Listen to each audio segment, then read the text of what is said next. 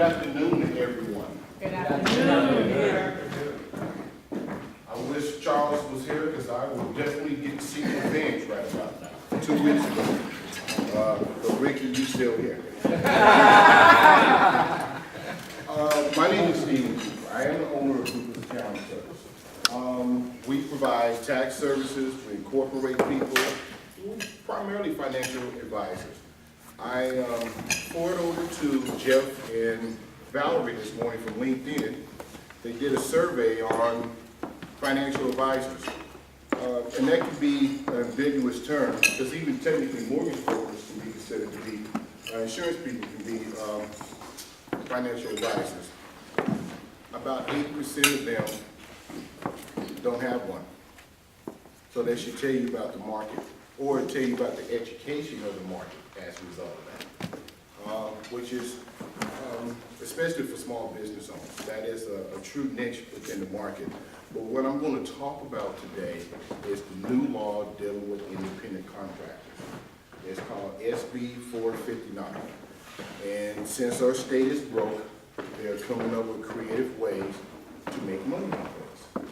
And as a result of this new law, you technically can be fined up to $25,000. That's one time. Between 5 to 25, but it can be up to $25,000. Now, when I sit down and I have this problem, because I'm doing 1099s as we speak, is who do you 1099? Well, before I get into that question, the first thing that you should do when you are negotiating any new contract, you should send the person a W-9.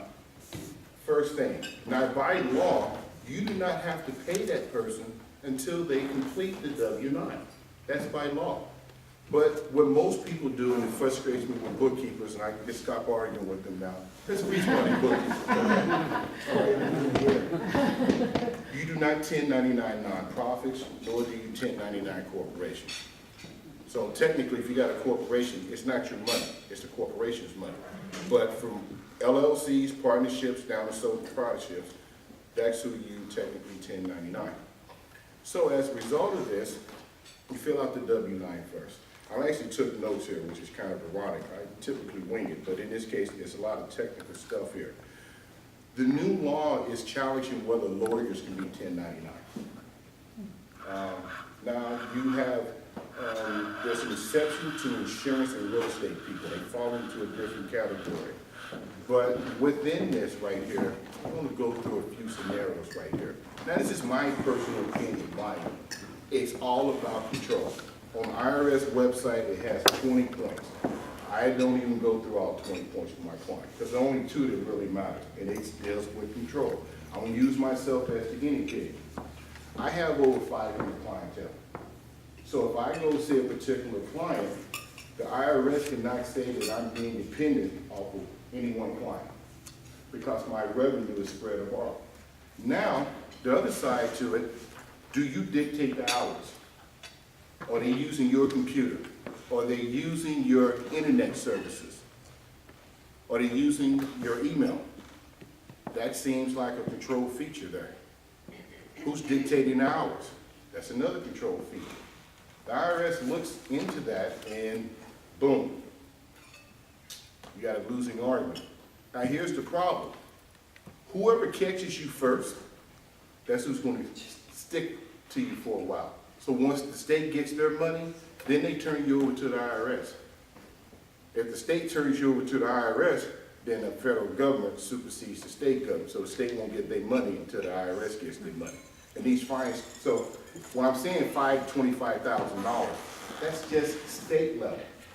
So you can potentially be out almost $50,000, which means technically you will be out of business. Now I have a question for you. Why would you think the state wants to make this law, or make this law penalty more stiffer now? Why would you think that? Besides Russell. Russell would know the answer. That should be a hint. He's the payroll guy. So this is a lot of revenue. Revenue, what type of revenue? Payroll taxes. That's the reason why. They losing payroll taxes. So they're mixing state income tax, SDI tax, as well as, and this is a kicker, SUI tax, state unemployment insurance. A few years ago, I was paying 3.4%. Now, I'm paying 6.2%. So when people want to get hired or ask for a raise, that's what I think about. So, because that comes out of my pocket. And when it comes out of your pocket, it makes a big difference. What I'm going to do, I'm going to pass this around, let you take a look at this. Now, I'm going to keep my eye on you, and we got you taped. This is my last one. So this talks about the stiff penalty that if you don't pay yourself as an S corporation, what they're going to do to you, and it's highlighted. But I will say this in the simplest form. In an S corporation, you don't put yourself on payroll. Your net income, 100% of that can be recharacterized as subject to payroll taxes. So yeah, but see, that's the law. In a corporation, there's only 2 ways you can pay yourself: payroll and dividend. If it's just dividend, they ain't got a problem with it. I won't give a bad example. Yes, sir. Return of shareholder capital. There's nothing wrong with that. There's nothing wrong with that at all. That's technically like a loan. So there's nothing wrong with that. Right, so that's another way to get money back out. Yes, yes. It's usually not practical, but yes. So, yeah, look at that, Franz. You've been listening to me for a while. You said it's not practical, maybe you should tell my accounting. I need to talk to your accountant. Bad accountant. What return capital is essentially it's a loan. And the reason why it's legal, the reason why it's not practical, is that when you're trying to attribute money, or you may go for a loan, you want your equity section to be built up versus your liability section. So if you got return of capital, that decreases your equity in a company. And bankers in this day and age don't care for that. So, but that you are exactly right though. That is another way of getting your money back. All right, so now, how many of you know that the IRS, State Board of Equalization, as well as the Franchise Tax Board, has hired a boatload of auditors? You told us that. Yeah. Yeah. You told us that. Right, we were listening. Me. Okay. They're doing that because they want to come after our money.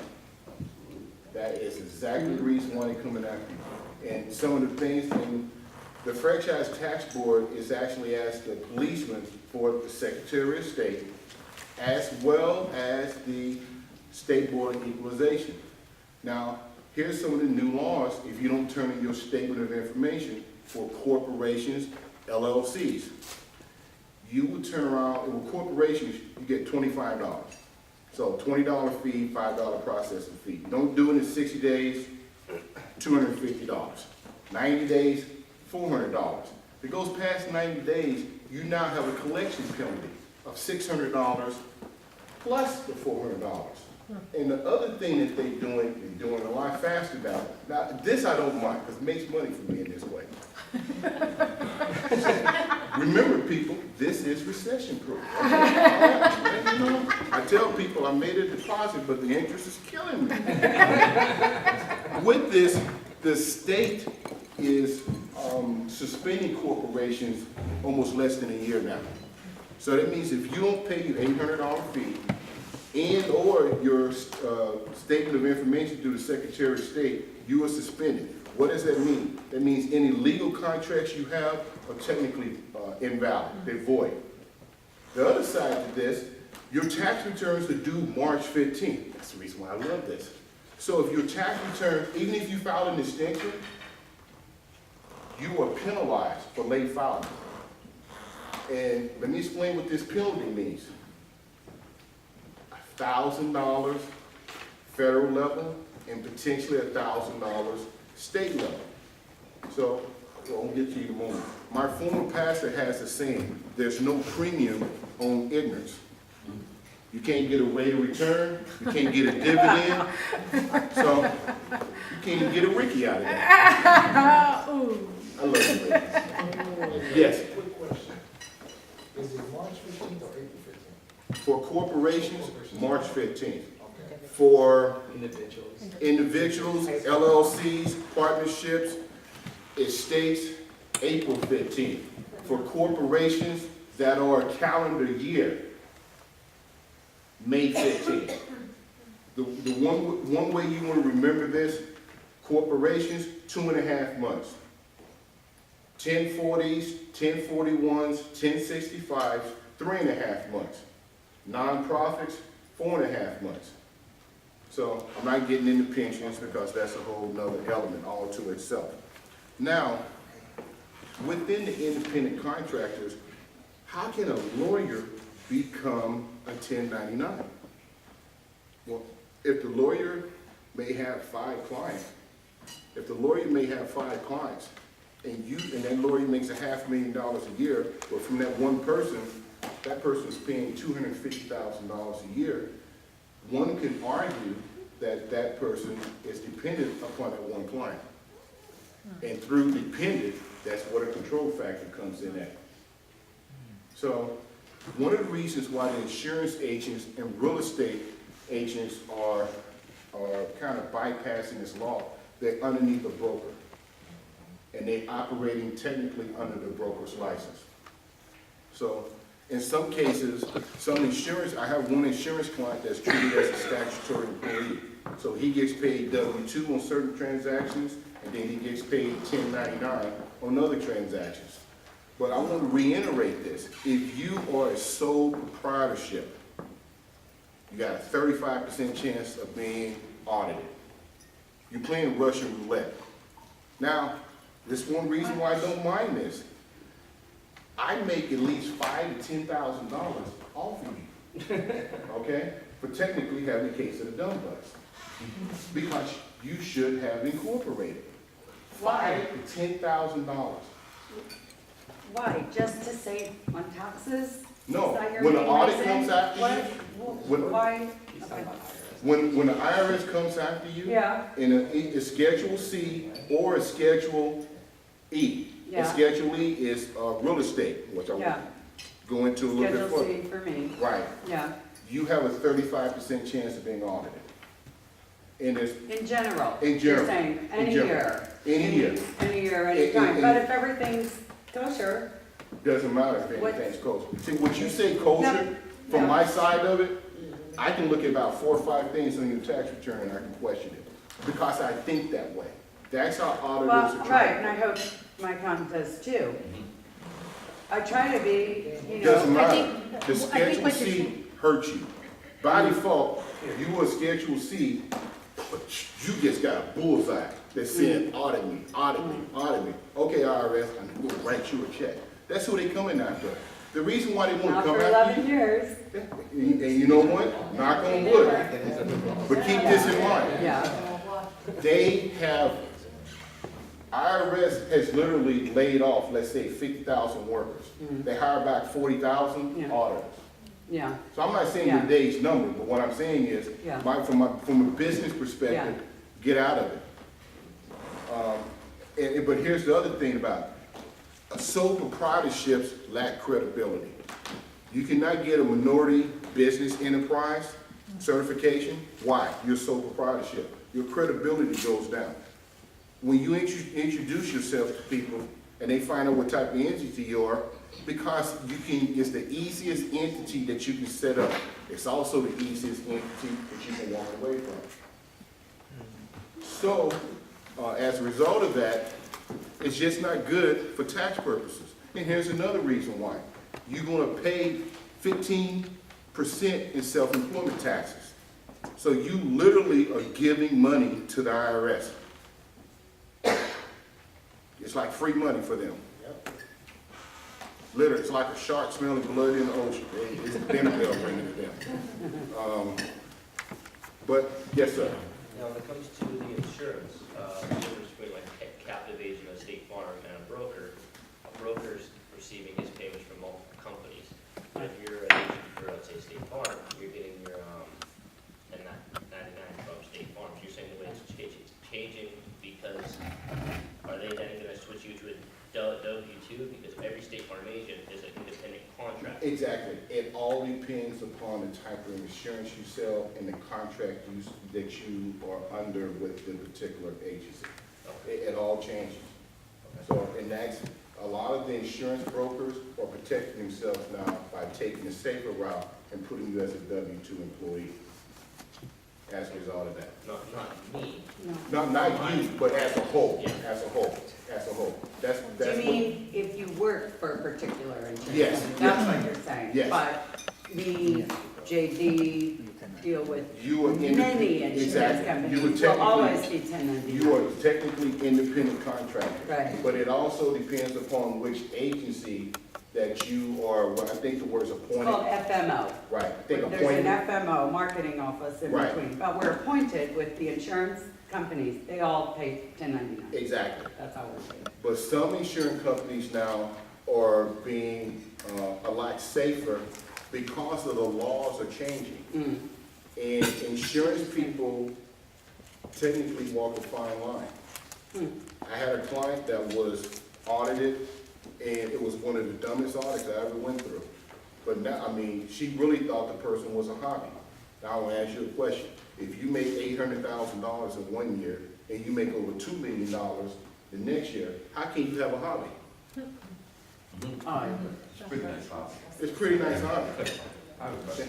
Okay, I have a question. go ahead, sir. You know, I always love when you talk because I always get a chance to plug in a question that comes in. It's Insurance industry. Oh, okay, all right. Insurance question, but you haven't figured that out. Yes, John. So this is a question regarding tax deduction.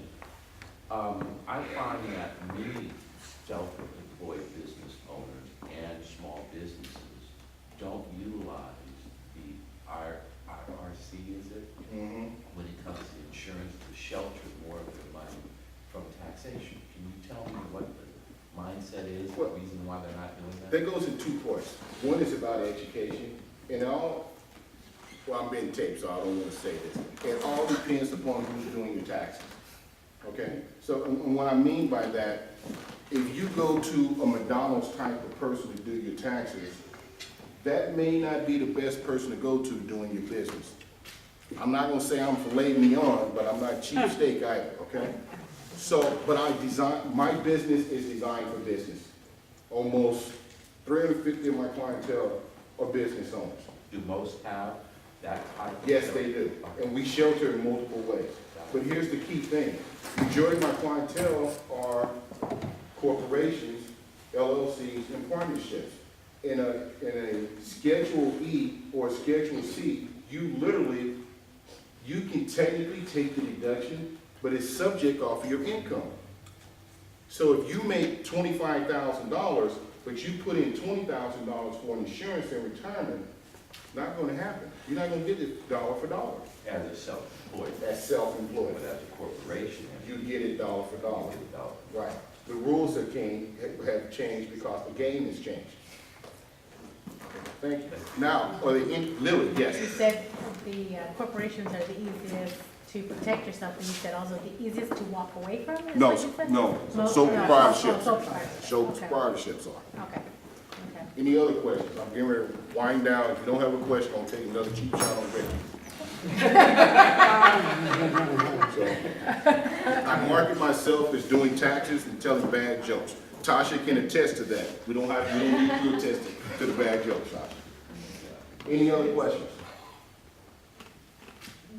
Any other questions? It's like that now, Ricky? It's like that now? All right, then, thank you. I did not put anyone to sleep talking about taxes, okay? You got any questions you want to ask one-on-one, privately, you can ask one-on-one, okay? Thank you. All right.